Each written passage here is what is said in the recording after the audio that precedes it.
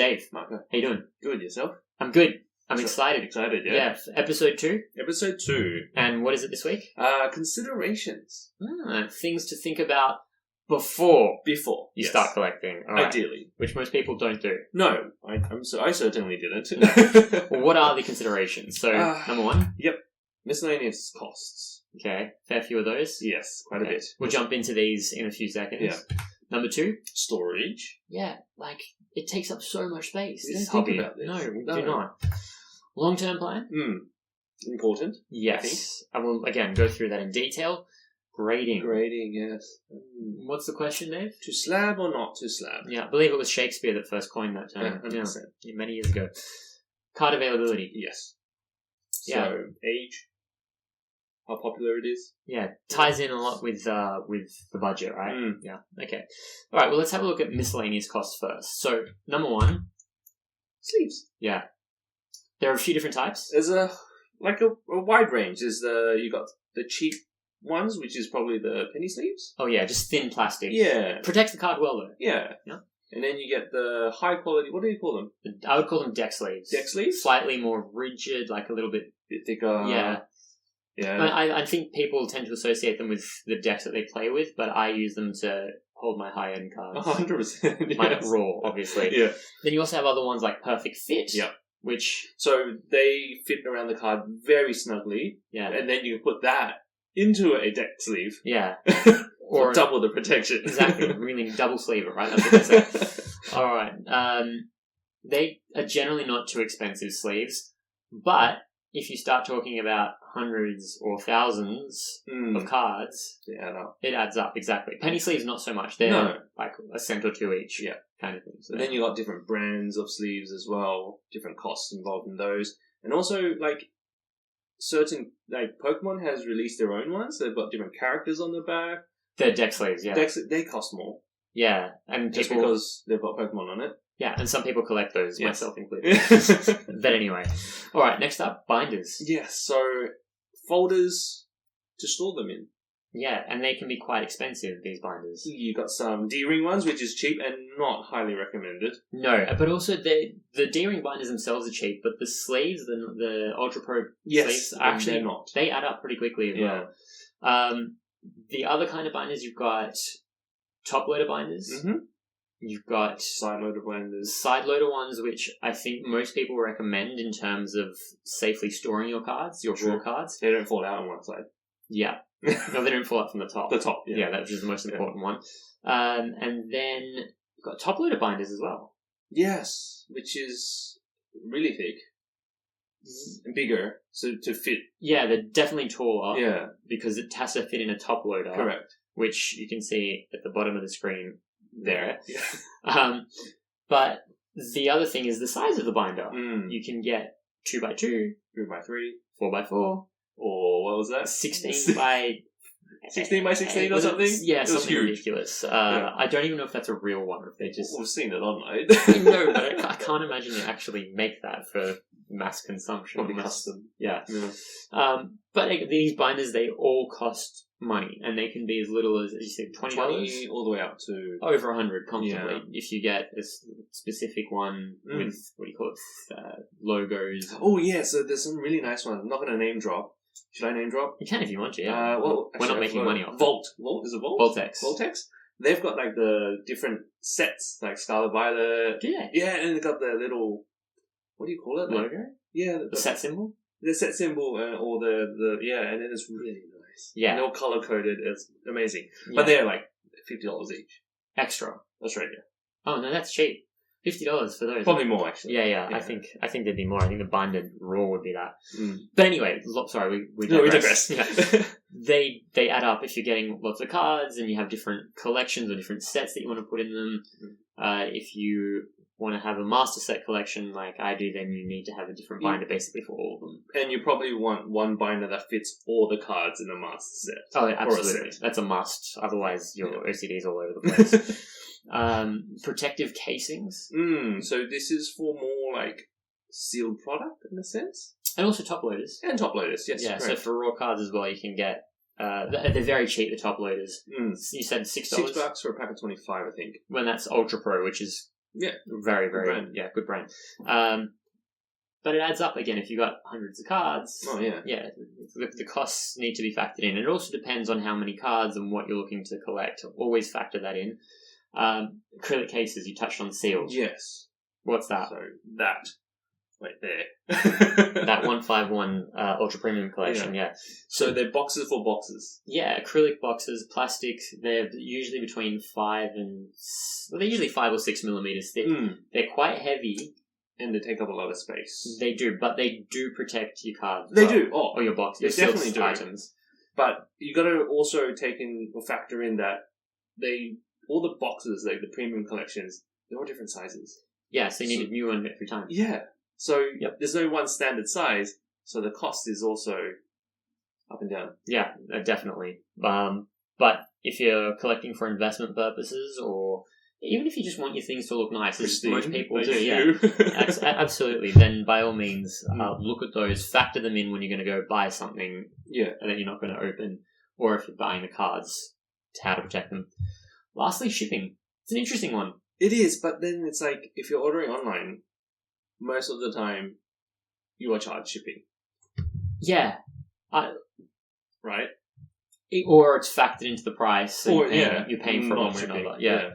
And then, if you're ordering singles, if you buy them from different sellers, you're paying shipping nearly on every single card. Yeah. So, you've got to factor that in, because it adds up quite quickly. Yeah. And you got to factor it into the budget. Yeah, correct. Because you'd rather be spending money on cards than on shipping and probably all of these other things. But if you want your cards looked after, if you want them to retain value, retain their... even just the condition. Condition, thank you, that's the word I want. You need to have these things. Yeah. So these are the miscellaneous costs that really factor into the cost of collecting in this hobby. All right, I think we've covered that well. Next up is storage space. This is really about space. It is.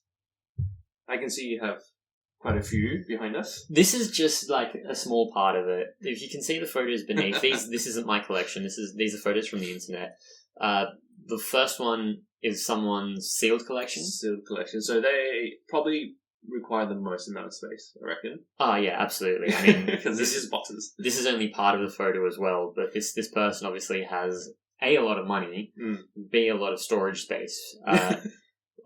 You'd be surprised, these boxes, they're big. Yeah, and heavy. Yeah, and they just take up room, and if you want to have these in your apartment, which a lot of people these days, myself included, live in, you just don't have the space for that kind of thing. So you end up storing it in cupboards up here, in storage cages at your mum's place. Not that I do that. Just a really important thing to factor in, especially if you stay in this hobby for a long time. You will find that you quickly run out of space. Yeah, they just take up a lot. Yeah. Then in the middle photo, you've got a binder collection, which I assume is going to be raw sets. Yes, and very neatly organized. This is like my dream room. Just like, it's not even a massive room, but it's really well laid out. Yep.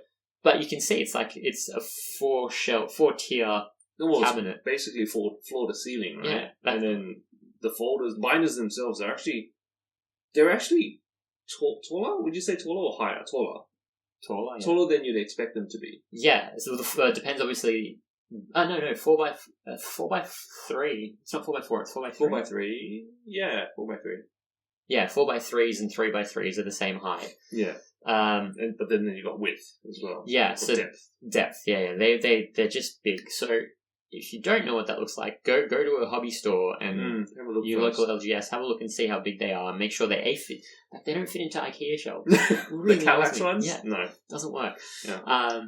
And then on the right, the last photo there is someone's display frame. It's a display frame and it's beautiful. It's got all 151, the original 151 Pokemon cards. Yeah.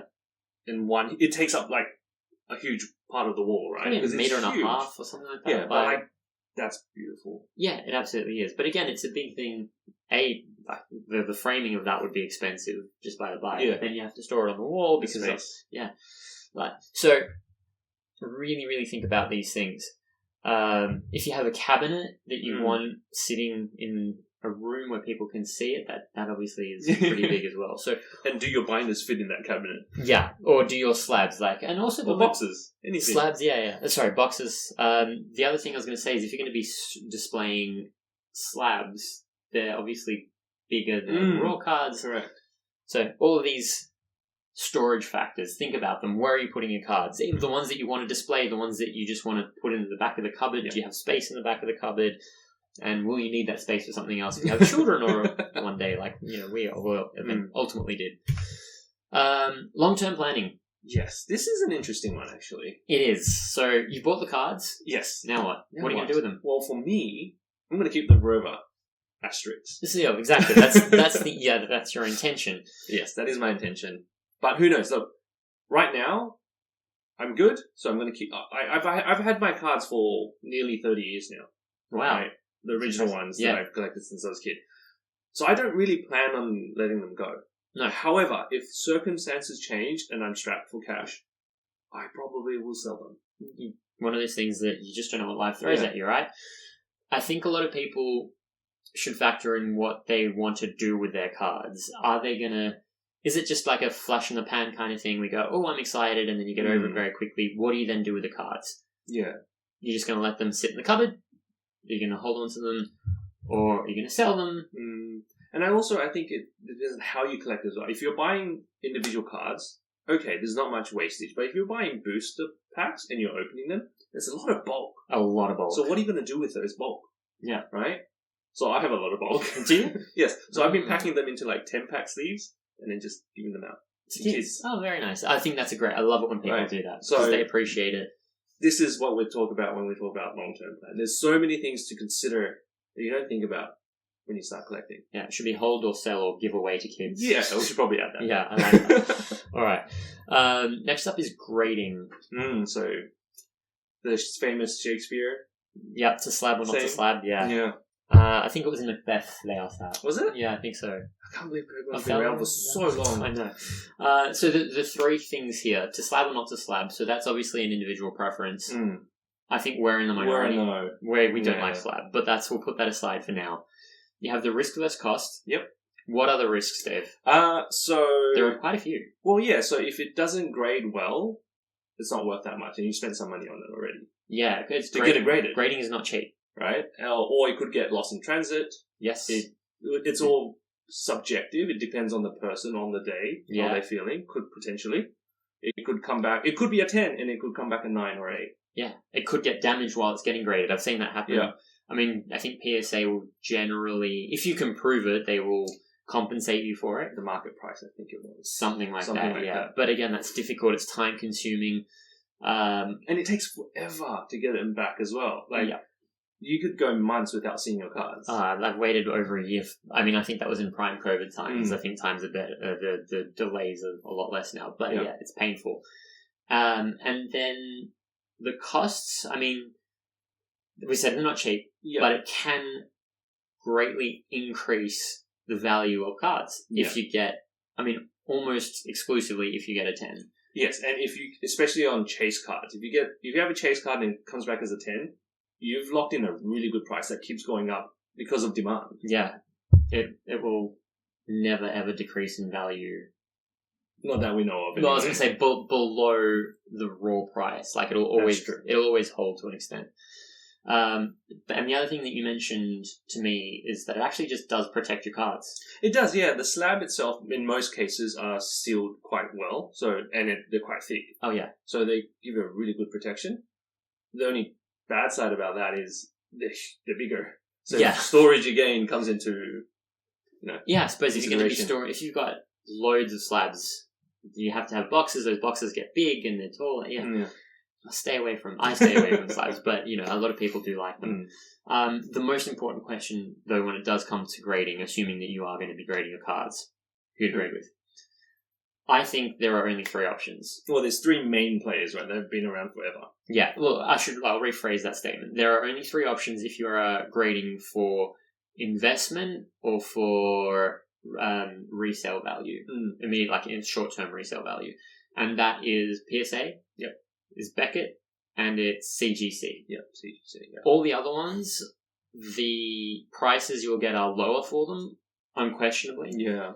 But then it comes down to personal preference. If you just want the cards protected, if you like the look of their slabs more, then go with anyone. It doesn't really matter. I mean, yeah, this comes back to how you collect as well. Yep. If you're collecting because you like slabs and you like a certain design, go for it. Whatever floats your boat. Yeah, agreed. But I think the main ones, like if you think you've got a strong contender for, like, you've got mint perfect card, Beckett's is what people usually say is the best. If you get a black label Beckett's card, correct. that's what you want. Otherwise, PSA, I think, is the most high volume of the grading companies. But we don't grade. No. Not often, anyway. All right, next one is card availability. So how easy is the card to get? So we're going to factor in three things: age, the condition of the card, and demand. Yeah. So obviously you need to know what you want to be collecting. So is it a set? Is it an individual Pokemon? What era are they from? Like, what era cards do they have? Yeah. Or what era cards are they from, if you get what I mean? So like Charizard's obviously from the Wizard of vintage. the Coast base set one, right? Yeah, first edition Charizard on screen down in that corner there somewhere. And then every few sets there's a Charizard inevitably. So you have to do your research and see how much each of them cost. And they're not cheap. I would not recommend, unless you have buckets of money and a very big budget. Especially that Charizard. Because it's a nearly 30-year-old card. Yeah. Right? So the chances of getting it in a mint condition, low. I'm not saying there's none. No, you just have to pay an absolute very low, huge premium for that, yeah. And it's obviously out of print, so you're not going to get any more of them. So it's only available. It's what's out there. Yeah, and the thing with this Charizard is the condition. I mean, it obviously matters because if you can get it in a 10, then it's worth a lot. A lot. But even in a lower grade, like a 3 or a 4, you're still probably paying a couple of grand for it. Yeah. And the higher the grade, the more you pay, of course. Whereas you have a look at a Slowpoke, similar era.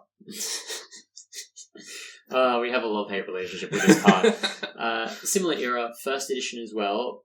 They printed a lot of these. The demand is nowhere near as high. It's also a lower rarity. I think it's a common, right? Yeah, it's a lower rarity for sure than the Charizard. So you'll find more of them a lot cheaper. A lot cheaper, a few dollars. Yeah, I think so. Obviously, if you get a mint one, maybe a bit more, but that's by the by. In the middle, you have a Gyarados X. We chose that one because it's from... It's like middle of the... 2015, 2016. Yeah. Halfway through the hobby, give or take.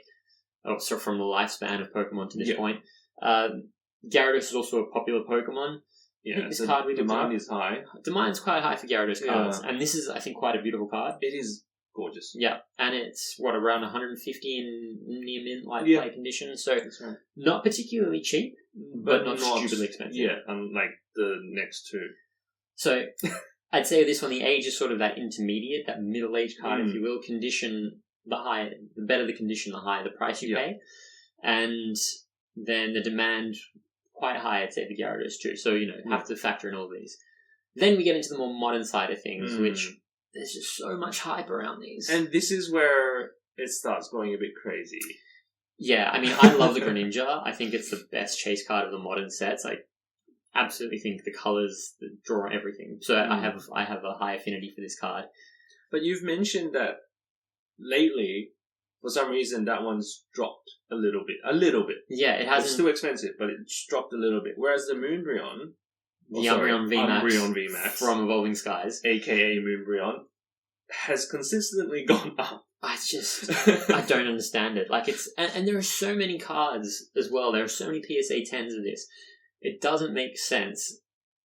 It's the demand. The demand is inflating the price. Yeah, because it's not the age. I mean, the condition, obviously, if you get in a 10, it's a lot higher than an 8 or a 9. But even those are so expensive. Like, a raw one of these is a couple of grand. Yeah. It does my head in, but it's the demand that ultimately determines it. So if you're going to go out and collect Umbreons, factor in the demand of this card. That's really it. Good luck. Yeah, because the availability, while I think it's actually quite high in theory, the demand is massive, which means it's not all that available at the same time. It's almost contradictory. Yeah. Okay. All right. Is there anything else that we need to talk about with card availability? I think that covers it, right? Yeah. I think it's straightforward, but just if you've chosen what you want to collect, factor this into it as well. Which is why these are things you should consider before you start getting into collecting. Yeah, absolutely. Mm. All right, Dave, I think that's a pretty good, short, but if a succinct Good summary. summary of the factors to consider before you start collecting. Before, yeah. I can't think of anything else. But if you can, by all means, drop it in the comments. I'd love to have a chat and just think about them as well. All right, Dave, thanks for that. Thank you, too. We'll see you next week for episode 3, which I'm excited about. We start looking at what to collect in terms of Pokemon, which is very cool. And this is where it becomes more subjective and it's open to interpretation, which is awesome. Yeah, all right. But anyway, we'll see you next week, and thank you for watching. Bye. Bye.